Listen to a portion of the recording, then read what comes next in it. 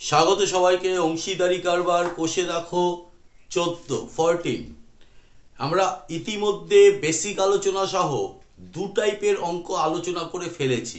Basically অংশীদারি কারবারে তিন ধরনের অঙ্কই হয়।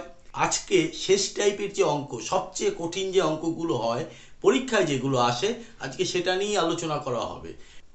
আই কার্ড এবং এন্ড স্ক্রিন নিয়ে আগের যে দুটো ভিডিও অলরেডি যেগুলো আপলোড করা হয়ে গেছে সেইগুলো দিয়ে দেব, অবশ্যই আগে ওগুলো দেখে নেবে। দেখে নিলে তবে এই ভিডিওর সাথে রিলেট করতে পারবে। চলো তাহলে একবার আজকের টাইপটা যেটা সবচেয়ে কঠিন সেটা একটু দেখে নেওয়া যায়। প্রথমেই বলি, কঠিন বলছি বটে, কিন্তু যদি অঙ্ক এমনই একটা ব্যাপার বুঝে নিলে সেটা আর কখনো কঠিন হয় না। চলো তাহলে দেখে নিই। বছরের প্রথমে প্রদীপবাবু আমিনা বিবি যথাক্রমে 24,000 টাকা ও 30,000 টাকা নিয়ে ব্যবসা শুরু করেন। 5 মাস পর প্রদীপবাবু আরো 4,000 টাকা মূলধন দেন। আজকের এই অঙ্কটার সাথে আগের অঙ্কগুলোর বেসিক ডিফারেন্সটা আগে বুঝে নাও। আগের অঙ্কগুলোতে ছিল বছরের শুরুতে টাকা দেওয়া হবে, বছরের মাঝখানে কোনো গল্প নেই, কেউ টাকা দেবেও না, কেউ টাকা তুলে নেবেও না। অর্থাৎ বছরের শুরুতে যে যেরকম ভাবে টাকা বিনিয়োগ করে ব্যবসা শুরু করেছে সারা বছর তাদের সেই রকম টাকাই থাকবে এবং বছরের শেষে তারা লাভ বা লোকসান যাই হোক না কেন সেটা তারা তুলে নেবে। এক্ষেত্রে কিন্তু গল্পটা অন্যরকম। কিরকম গল্পটা? বছরের শুরুতে ধরো January, February, March, April, May, June, July, August, September, October, November, December, এই যে 12 মাস আমি করে নিলাম। বছরের শুরুতে প্রদীপ বাবু ধরো পি পি কত দিয়েছে? বছরের শুরুতে দিয়েছে 24,000। ক্লিয়ার? আর আমিনা বিবি দিয়েছে এ 30,000 টাকা। এইবার আমাদের ভাবনাটা এইরকম ভাবতে হবে, আগের ক্ষেত্রে আমাদের 12 মাসের হিসেব না করলেও চলছিল, অঙ্কগুলো নেমে যাচ্ছিল। এবার যেহেতু বছরের মাঝখানে অর্থাৎ এই যে 5 মাস বাদে 5 মাস বাদে আরো 4,000 টাকা দিল, এই জায়গাতেই কিন্তু তাদের ইনভেস্টমেন্টটা, বিনিয়োগটা কিন্তু পাল্টে যাবে। এই বিনিয়োগটা পাল্টে যাওয়ার ফলে আমাকে 12 মাসের হিসেব করতে হবে। অর্থাৎ 24,000 ধরে নাও এখানে আছে, 24,000 এখানে আছে, 24,000 এখানে আছে, 24,000 এখানে আছে। ক মাস হলো? 1 2 3 4 5। ক্লিয়ার? এত অবধি কিন্তু 24,000 কিন্তু থাকলো। যেই 5 মাস কমপ্লিট হলো, এই প্রদীপ বাবু এই জুনে গেছে 24,000 তার তো ছিলই, তার সাথে যোগ হলো আরো 4,000, অর্থাৎ এইখানটায় কিন্তু তার 28,000 থাকলো। এই 28,000 টাকাই কিন্তু আবার বাকি মাসগুলোতে চলে গেল। সারা বছর অর্থাৎ বাকি যে 7 মাস, সেই 7 মাস কিন্তু তার 28,000 টাকা ধরে নিতে হবে। ওই 28,000 টাকা ব্যবসাতে বিনিয়োগ করেছে প্রদীপ বাবু। কিন্তু আমিনা বিবির গল্পটা কি? আমিনা বিবি ওই সব ঝামেলার মধ্যে যায়নি। প্রথমে যে 3,000 টাকা দিয়েছিল সেই 12 মাস তার কিন্তু এই 3,000 টাকাটা রয়ে গেল 12 মাস। তাহলে এক্ষেত্রে আমাদের মূলধনটাকে পুরো বছরের আমাদের হিসেব করতে হবে। পুরো বছরের তাহলে হিসেব করতে গেলে একটা ভাষা তোমাকে প্রয়োগ করতে হবে। ভাষাটা কি? 1 মাস হিসাবে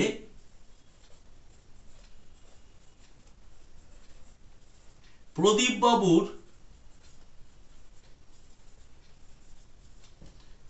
মূলধন। ভালো করে দেখো, প্রথমে কত ছিল?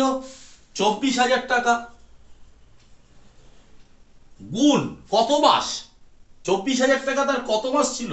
এই এত অবধি ছিল 24,000 টাকাটা এত, তাহলে 1 2 3 4 5 মাস ছিল, কারণ সে 5 মাস বাদে আরো টাকা দিয়েছে।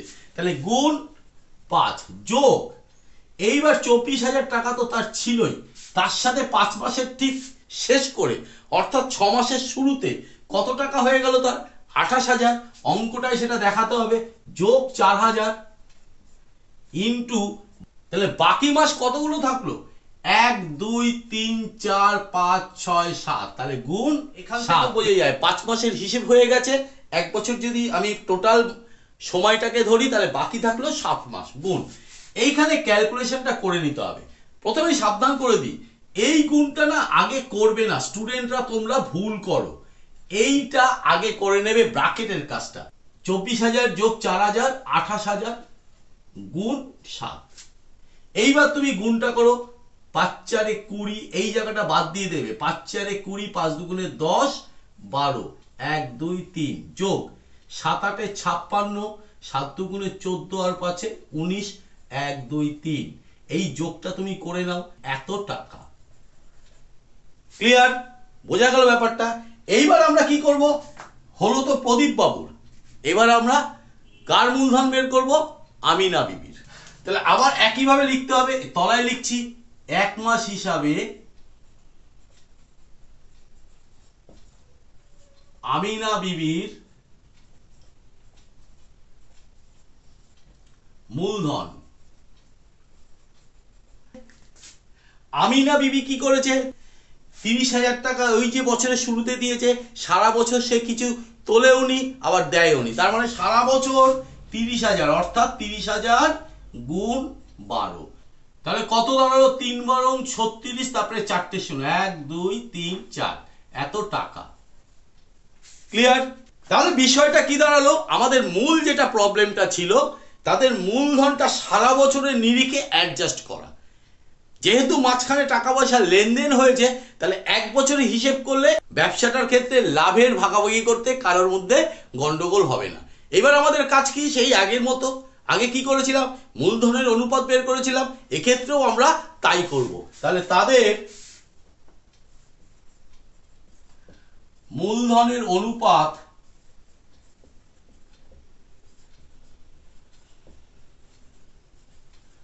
সমান 316,000 is to 36,000।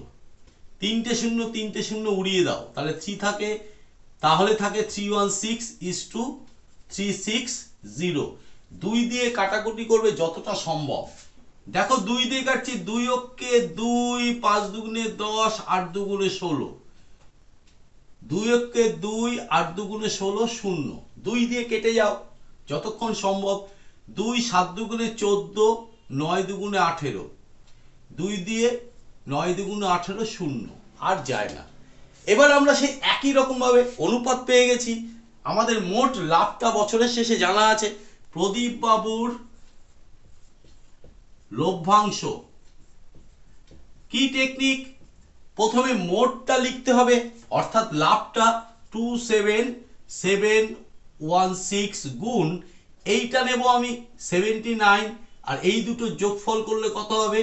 169।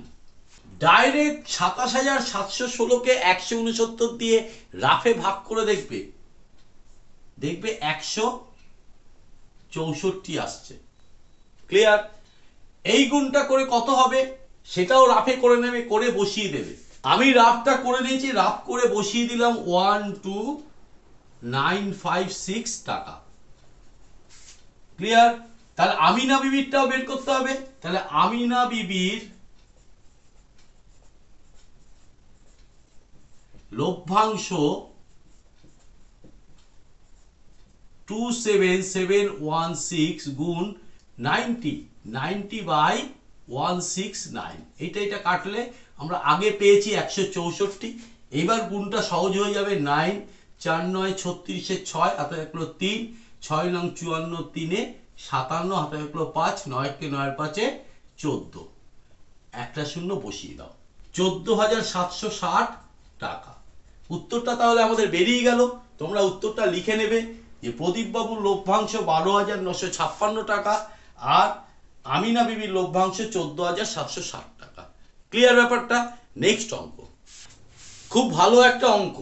অঙ্কটার মধ্যে দুটো বিষয়ই আছে, অর্থাৎ টাকাটা লগ্নি করা নতুন করে বছরের মাঝখানে কোনো এক সময়, আবার কোনো এক সময় টাকাটা আবার তুলেও নেওয়া, দুটো কেসই এর মধ্যে আছে। একটু পড়ে নি। নিয়ামত চাচা ও করবিদিদি যথাক্রমে 30,000 টাকা ও 50,000 টাকা নিয়ে ব্যবসা শুরু করেন। 6 মাস পর নিয়ামত চাচা আরো 40,000 টাকা লগ্নি করেন। তাহলে লগ্নি করছে মাঝখানে 6 মাস পরে, কিন্তু করবী দিদি ব্যক্তিগত প্রয়োজনে 10,000 টাকা তুলে নেয়, বছরের শেষে একটা লাভ বলে দিয়েছে 19,000 টাকা। তাহলে কে কত টাকা পাবেন? তাহলে বিষয়টা তাহলে সেই একই জায়গা থেকে শুরু করি। প্রথমে কতগুলো জায়গা গোল করছি। 6 মাস পরে নিয়ামত চাচা টাকা দিল, কিন্তু করবী দিদি আবার সেই 6 মাস বাদেই 10,000 টাকা আবার তুলেও নিল। তাহলে প্রথমে নিয়ামত চাচা ও করবী দিদির মূলধনটা আগে সারা বছরের আমরা এক মাস করে করে হিসেব করছি, 12 মাসের হিসেব হবে। ক্লিয়ার ব্যাপারটা? তাহলে 1 মাস হিসাবে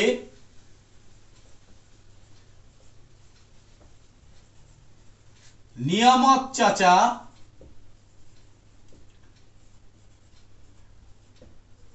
মূলধন বছরের শুরুতে কত দিয়েছে নিয়ামত চাচা? 30,000। এই 30,000 টাকা ব্যবসায় সারা বছর যে 12 মাস, সেই 12 মাসের কমাস তার ব্যবসাতে খেটেছে 6 মাস, কারণ 6 মাসের আগে তিনি কিছু করেননি। তাহলে গুণ 6 যোগ, এইবার কি করলো নিয়ামত চাচা? এইবার আরো 40,000 টাকা সে জমা দিল। আগে ছিল কত? এই জায়গাটা ছাত্রছাত্রীরা ভুল করে, শুধু 40টা নিয়ে কাজ করে, অঙ্কটা মেলাতে পারে না। 30,000 আগে ছিল, মনে রাখবে, তার সাথে আরো 40,000 দিল। এইটা কত মাস? বাকি বছর, তার মানে 6 মাসের হিসেব হয়ে গেছে, আরো 6 মাস পরে রইল 12 মাসের। তাহলে 6। কি বলেছিলাম? এই গুণটা কখনোই আগে করবে না, বারণ করছি, বারণ শুনবে, কারণ আছে অভিজ্ঞতা আমাদের বারণ করতে বাধ্য করায়। 30 আর 40 70,000 গুণ 6, 6 3 18, তারপরে 4টে 0 যোগ 6 7 42, আবার 4টে 0। এখানে টাকা কথাটা উল্লেখ করবে, টাকা। 2 8 10, 4 5 6, আবার 4টে 0 টাকা। ক্লিয়ার? তাহলে নিয়ামত চাচা ক্লিয়ার হয়ে গেল। এইবার কি? 1 মাস হিসাবে, 1 মাস হিসাবে ডট ডট দিয়ে যাচ্ছি করবী দিদি, করবী দিদির মূলধন। করবী দিদি কি করেছে? প্রথমে তার কত টাকা ছিল? 50,000 টাকাটা। ক্লিয়ার? তাহলে লিখলাম 50,000 টাকা। এইবার যখন নিয়ামত চাচা টাকা দিয়েছেন, সেই সময় করবী দিদি টাকাটা উল্টে তুলে নিয়েছেন। তাহলে সেটা কত মাস? এই 6 মাসেই কিন্তু ব্যাপারটা হবে।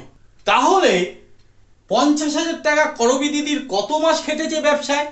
6 মাস অবধি খেটেছে, কারণ তার আগে তিনি তুলে নেননি। তাহলে গুণ 6 যোগ 50,000 টাকা তার ছিল, এইবার করবী দিদি কি করলো? 50,000 থেকে 10,000 তুলে নিল, মানে মাইনাস 10,000। এই টাকাটা বাকি মাস, অর্থাৎ 12 মাসের বাকি 6 মাস। তাহলে গুণ 6, আবার বলছি 50,000 গুণ 6 যোগ 40,000 গুণ 6।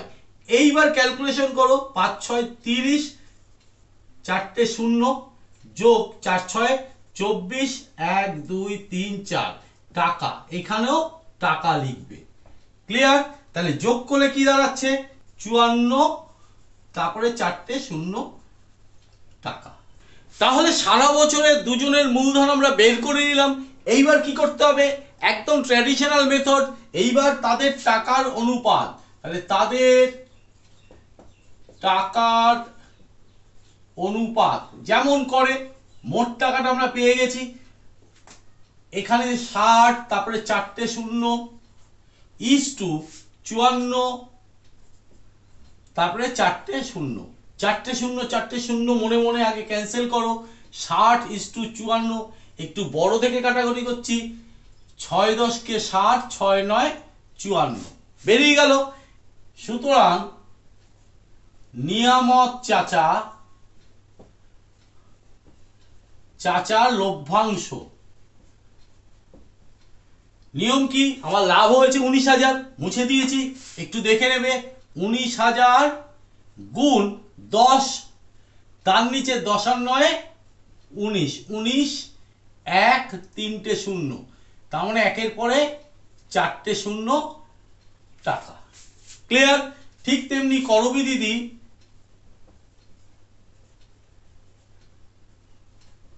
লভ্যাংশ একই রকম 19,000 গুণ 9/10 9,000। তাহলে আমাদের দুটো আনসারই বেরিয়ে গেল। আলটিমেটলি লিখবে উত্তর হিসাবে নিয়ামত চাচার লভ্যাংশ 10,000 টাকা এবং করবী দিদির লভ্যাংশ 9,000 টাকা। এটাই সবচেয়ে একটু খটোমটো টাইপের মেথড ছিল অংশীদারি কারবারের। যদি আজকের আলোচনা যদি ভালো লাগে তবে অবশ্যই লাইক, কমেন্ট এবং শেয়ার করো। চ্যানেলটিকে সাবস্ক্রাইব করে রেখো যাতে নতুন নতুন ভিডিও তোমার কাছে পৌঁছে যায়। সাবস্ক্রাইব করে বেল আইকন বাটনটা প্রেস করে দিয়ে অল নোটিফিকেশনটা চালু করে দেবে। আজকেই থামতে হচ্ছে, আবার দেখা হবে। আজকের জন্য টাটা, বাই।